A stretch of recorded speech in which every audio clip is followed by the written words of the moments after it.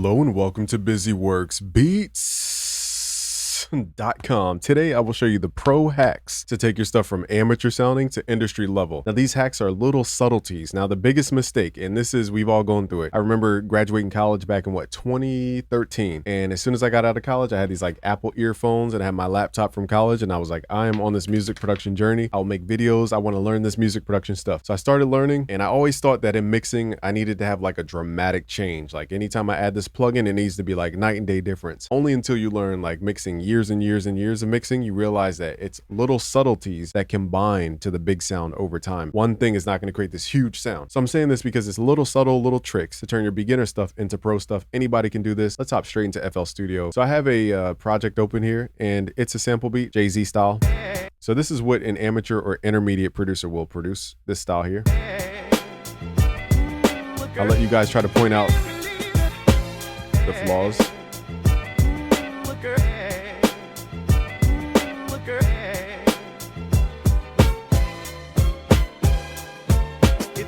Okay, so what we'll do is we'll first start with drums. So here's the beginner drums on the left. Let's call this beginner. Let's call these pro drums on the right. So the first thing is getting the timing right. So this is not like a plugin. It's really, you have to use your brain, okay, to measure microscopic points of time, like milliseconds of time. So the first step is delaying stuff. So most of the time you guys quantize everything and it sounds so computerized for that reason. So the first step, even though the sample has hi-hats in it, let's go to the hi-hat in this case. Let's go to the wrench tool. The first technique to sound pro is offsetting your hi-hats or your drums just a little bit. So let's go to the time shift here, or you guys could look for the time offset down here somewhere. So time shift is gonna, I'll exaggerate so you guys can hear. We're delaying that hi-hat super to the right. So let's pull this back until it fits in that pocket. So now we delayed the hi-hat pretty substantially.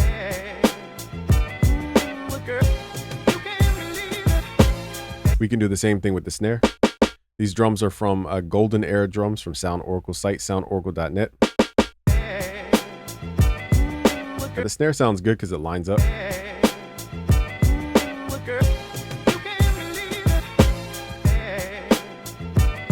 But also too, we can delay our kicks and our snares. So let's delay it just a little bit. We don't have to overly delay it to where it's like a whole new pattern, but we're just going to add a little tiny time shift. Again, it's so subtle that if I didn't show that to you guys, you might not even know we did anything.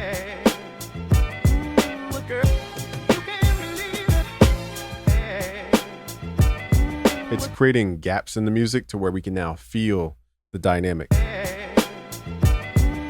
Okay, so let's hear the difference between left and right. And we barely did anything. So listen to the hi-hat timing. I'm gonna add some processing here. Taking out the sound a little bit.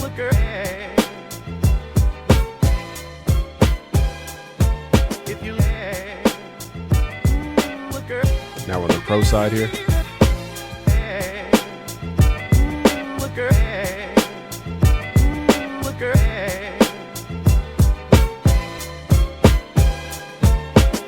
Okay, so offset drums is going to be your biggest like dramatic change. Again, I'll play that one more time.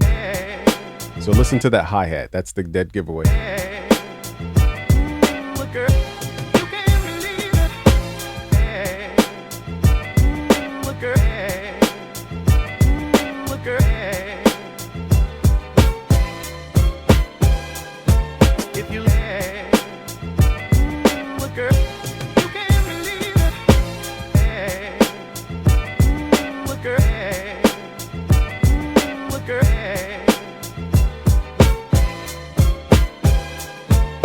Okay, so that's really, we delayed the hi-hat pretty far there, so it added that like little groove in between the kick and the snare. The next thing is just better drums. I was going to compare stock sounds to pro sounds, but I felt like that wouldn't be a fair point to this video. But just to note, it's simply adding better drum sounds. Like what most people can't comprehend because they're like so focused on one shots is that, let's open up a Count, drum pack, for example. So Count stuff, let me see here, his drum loops.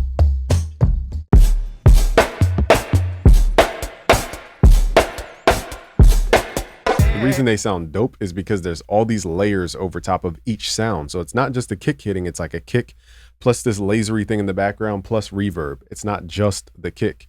So most people, they try to look for these one-shot samples, and they're wondering why their drums don't sound like records. It's because records would sample from drum breaks, and drum breaks have atmospheric sounds. Like in the room, you have the drum reverb room. You have sometimes a cymbal overlays the kick, so it's not just a kick, it's a kick and a cymbal.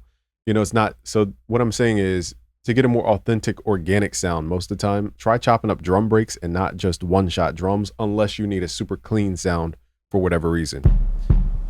So let's find a drum break that has like overlaid drums. So like this, I can right click, open up in slice. I can right click my typing keyboard, go to layout slice, go to C4, just right click. I can click this auto slice button, and now I can play slice with my keyboard. Now, different drums have different textures, and different textures match up with different samples. So this might not match with our sample today, but let's see. Turn this down a little bit.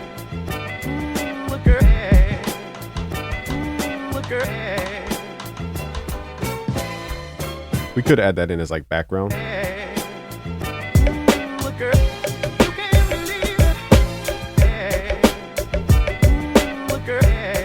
I kind of like that, but now we're starting to make a beat. I wasn't trying to make a beat, but the goal is just describing that with drum loops and percussion loops, you guys have, when you chop it up, it's not just the kick drum. It's kick drum, reverb, kick drum and a cymbal, kick drum and like a texture. So it's all little nuances to make it different. Whereas one shots is the same thing happening over and over and over again. And that's why your beats sound a little repetitive, is because nothing's changing about the actual sample itself. Nextly is what I say, organic instruments. Okay, so understanding the difference between writing in piano versus writing in, you know, like a synthesizer.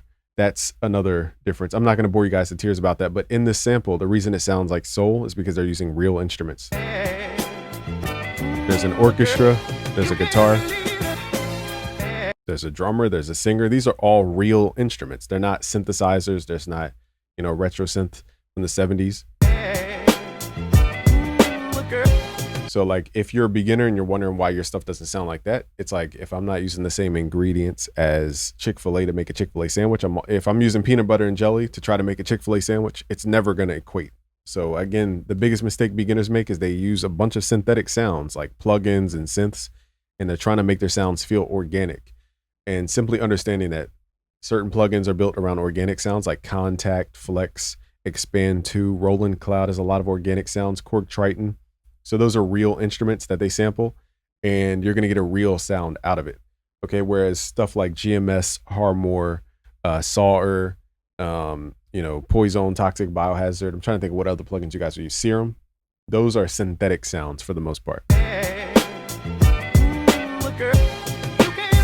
So I don't want to make this so like, so let's work on the drums a little bit more just to make it sound pro. So in the mixer, here's a difference between beginners and pros, is how to mix your drums. So we have here, I believe these are the pro drums. So we're going to right click and group our pro drums. Another technique the pros use is they'll group their drums and run it through things like Gold Clip. Okay, so but we're going to use Standard Clip for now. Just right click, route to this track only. Standard Clip is more affordable at 25 bucks last time I got it.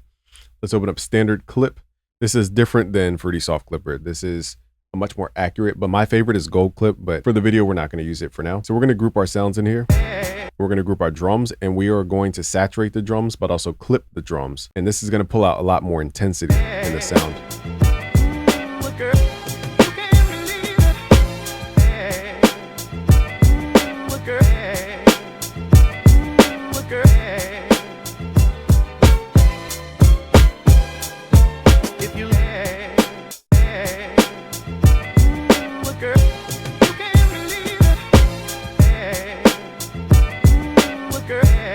So now we have a lot more feel.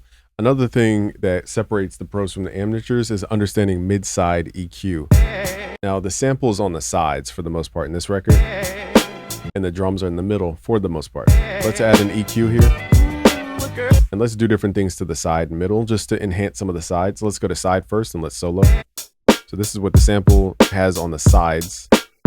Pretty much everything from about 500 hertz to about 5Ks on the side. So if we wanted to make this warmer, I'd boost up the fundamental frequencies at around 300. Just to add a little more depth on the side. Now the sample feels a little more full. So here's before.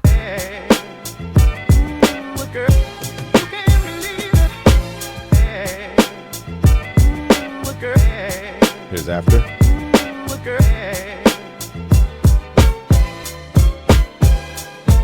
Feels a little more full. We can also enhance some of the siding.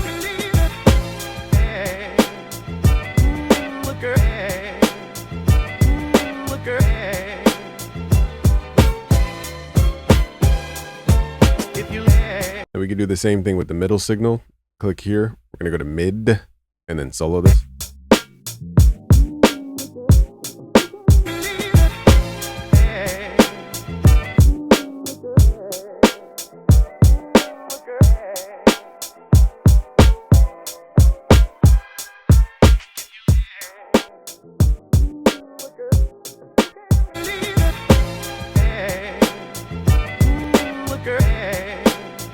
Let's do it before and after. Here's before.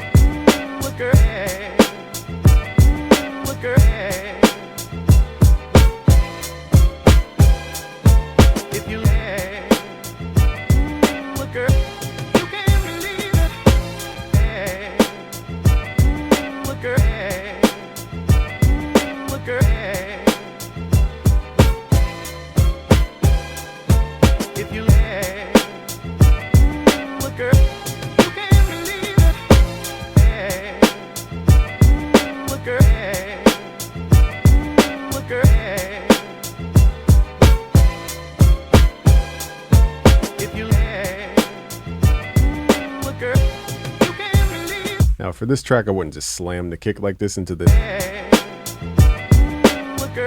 So we could probably pull the kick back a little bit. But the point is that, you know, we're running our drums through most of the time a standard clip, a gold clip, Fruity Wave Shaper, Fruity Soft clip, something to add a saturation to the drums most of the time to pull those drums together. And lastly, we covered mid-side mixing. So that's what separates the beginners and the pros. Again, all these little subtle things are what separate. And these are the same exact sounds. Let's kind of run this back a couple times. And also, beginners wouldn't even know this chain here. So I'm going to turn this chain off. There we go.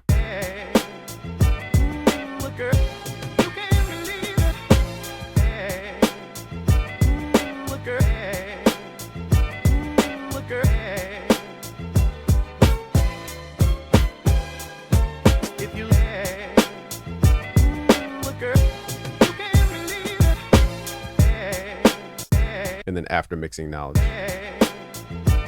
And I teach mixing at busyworksbeats.com/premium. You guys could look for what's called the mixing fundamentals. And I have beat mixing courses too.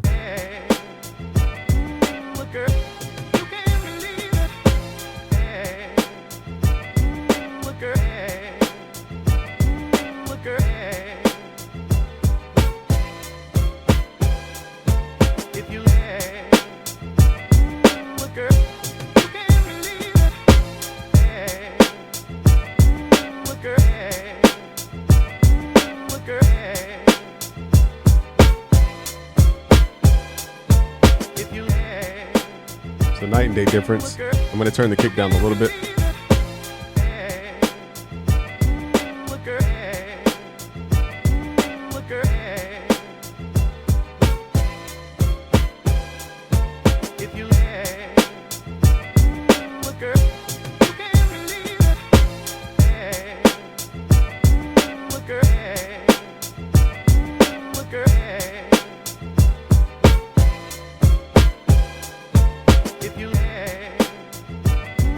So let's focus on what to listen to. The beginner template is very quantized hi-hat, so listen to the hi-hat.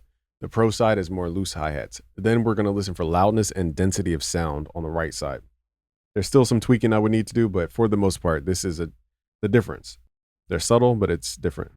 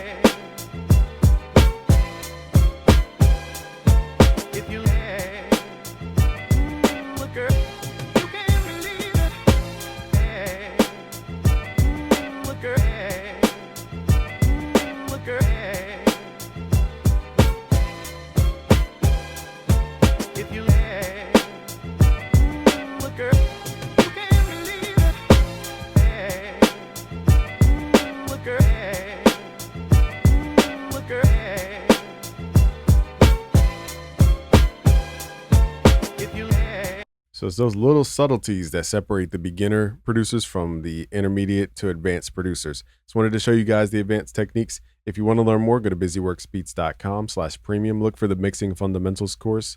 Again, that one's probably the most valuable to get you from beginner to where you guys need to go.